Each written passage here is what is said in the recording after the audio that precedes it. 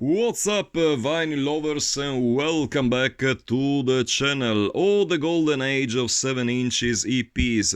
Now, if you're an old fart just like myself and you had the chance to be around back in the late 80s till the early to mid to I would say late 90s even, that was the golden age of 7 inches EP, the golden decade of 7 inches EP. This format used to be extremely popular back in the day, and for a lot of us dedicated metalheads, that was our chance to get introduced to new bands. It was either that or tape trading. There was no internet, of course, at the time.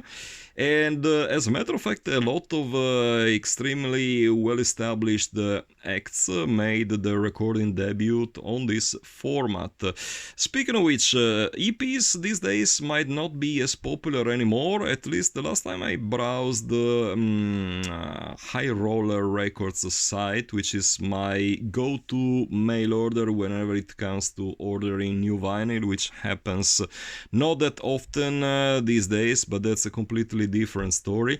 I was kind of surprised to see that, there wasn't really that many 7 inches EP for sale, so I suppose that the format lost a bit of its appeal these days, which would probably make sense since, why would people pay 15 euros for just 2 songs? Because that's the price they currently sell for, which is in my opinion insane, because literally 15 euro for 2 to 3 songs, absolutely insane. But then again, when you think that full length LP sells for like 25 to 30 euro these days, I guess that's how the market works these days. It is what it is. With that out of the way, let's just concentrate on. I wanted to add the fact that EPs are not that common these days anymore. Probably explains why my vinyl collection sold extremely fast when it comes to regular LP formats, but isn't really selling all that well when it comes to my huge 7 inches EP collection. Somehow they just struggle to sell out. I don't know.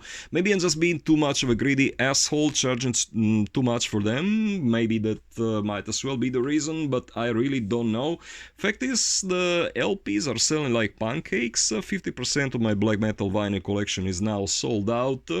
But the 7 inches EPs are still there. But 4 of them just changed the owner, and let's take a quick look at them without boring you with my blah blah blah blah blah chit-chatting.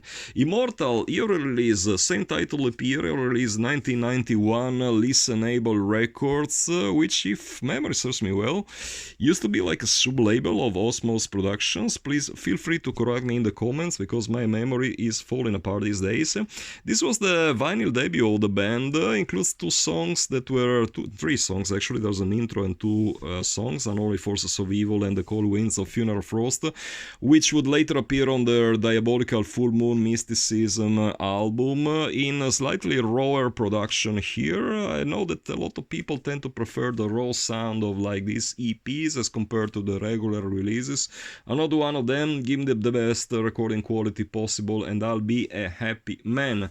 Now, this EP brings back some pretty miserable memories, trading memories actually, because I made one of my most stupid trades ever to acquire it. I didn't buy it upon release because back in 1991 I was only familiar with, like a D-side, Merciful Fate. That's the stuff that I was mainly into at that time. Some, of course, early Darkthrone stuff, but that's not the point here. But the bottom line, I was really desperate for this EP, which was very hard to find at the beginning of in the late 90s, early 2000s, and some guy from Israel somehow owned a copy and was interested in trading it, and we arranged the trade, and I gave up my second copy of Satyricons The Shadow Throne original LP against it, which in hindsight, pretty poor decision considering the insane amounts of money the Satyricon LP goes for these days, as opposed to this EP I sold it for like 300 euros, if I'm Thinking correctly now, I really don't remember, but yeah, I mean, it's considerably less worth than the Satyricon LP, but how in the hell was I supposed to know? There was no Discogs back then, there was no eBay.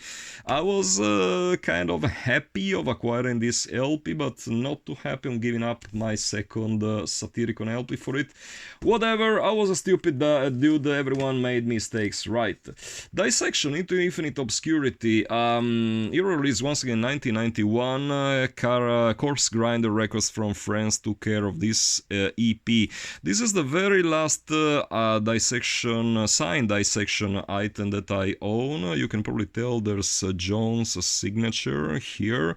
If you follow the previous episodes, you know I had a chance to have a quick chat with the man at the time of their tour with Watain, European tour with Watain back in the 2004, if I remember correctly. Don't really, remember too well, but yeah, not that I'm massively interested in keeping this, I really don't have much of a, don't think too much of the guy, to put it mildly. He was a murderer, he did some extremely shitty stuff, so yep. Not too impressed by any of the Dissection catalog anyway. My favorite release by the band these days is still the Rain Chaos LP, which is gonna cost me probably like 100 followers. I don't give a damn about it. But yeah, bottom line, 1000 units pressed, which was like the average limitation for this kind of things. These small bits of vinyl were always limited to 1000 copies, most of them at least. Includes the lyrics insert. So yeah, that's the last original Dissection album in at least vinyl in my collection. I still have the end rare releases that were put out some 7 to 8 years ago, don't remember, but the original items are all officially gone at this point.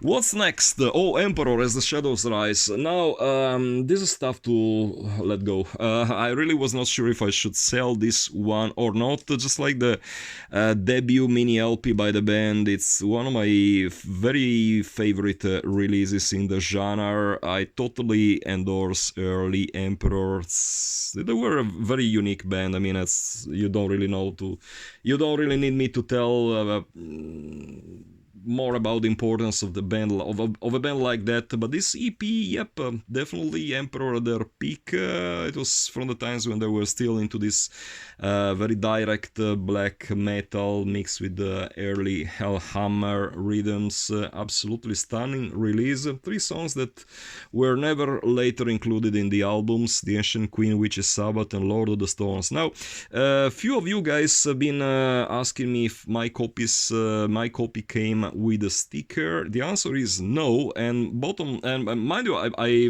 owned actually 2 copies of this EP, one of which was purchased from the guys from the label Nocturnal Art Productions, which incidentally used to be run by Samoth, their guitarist. And that one did not include the sticker, so I tend to believe that the information provided on sites like Discogs is not correct, because in my experience, definitely not all the copies came with a sticker, or at least neither of the 2 copies I owned came with one. So what to say? Yeah, tough to let it go. I do own the reissue, very very nice reissue that Hammerheart Music put out a few years ago. Hand number to 829, 1000 copies again. I do own that reissue, and I will have to stick with it for the rest of my days, I guess. That's how life works. Final one. Dimmu Borgir, in Vigeten Smørke, or whatever the pronunciation might be. I apologize to my Norwegian friends. My Norwegian definitely sucks. Never learned it, so I mean, how could it possibly be otherwise? I bought this EP in 1994 from the lads at Avantgarde Music, before they opened their Sound Cave store, which I don't know if it's still around these days, for the miserable amount of like 6,000 lira, 7,000 liras I think actually, which adjusted for inflation would be like probably 6 to 7 euro, dollars, whatever these days. Pretty strong release by the band, actually. It's these two songs ended up in their first on their first album, For All Tid. I had the chance to discuss early Dimmu Borgir when I saw the Stormblast LP, which to these days remains my favorite Dimmu Borgir release, and I stick to my opinion. Dimmu Borgir used to be way stronger in their first 3 releases than they are nowadays. That's just my humble opinion, and they were pretty damn original at the time. Not many bands doing this keyboard, very era type of black metal at the time. And yeah, 1000 copies, again, limitation, Necromantic Gallery production. This was a Dutch label that was responsible for a bunch of other incredibly good releases. I do remember acquiring from them the second Gehenna LP, Seen Through the Veil of Darkness. Absolutely stunning vinyl version. So great label. I don't know what happened to them. They put out the Ulver Mysticum EP, if memory serves me well as a bunch of other releases, and then called it quits, I think. Don't know if the guys are still around, but great job on these EPs. So guys, that does it for this quick episode focusing on 7 inches EPs. If you're willing to hear more about this, just let me know down in the comments.